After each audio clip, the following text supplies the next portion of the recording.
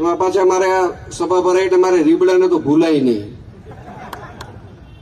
મારા દીકરાએ કેનો ખેસ પહેર્યો છે એને નથી ખબર.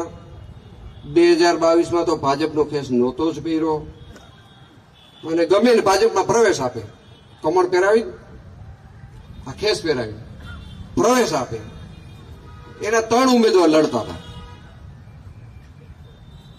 3 ઉમેદવાર. દેડી સીટમાંથી ડીસિંગ, ચરખડીમાં 2 હતા ડીસિંગ, કોલીધડમાં 1 ભાઈ હતા ડીસિંગ. આપમાંથી લડતા હતા. તમે આવા નાટક કરો માં. એના કરતા તમે કયા પક્ષમાં છો ને તમે બધાએ મળીને નક્કી કરો.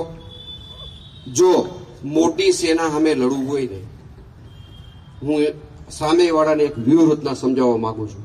ફતેહ મહમદભાઈ, હોય ને તો નાના નાના પક્ષો ભેગા થઈ જવાય.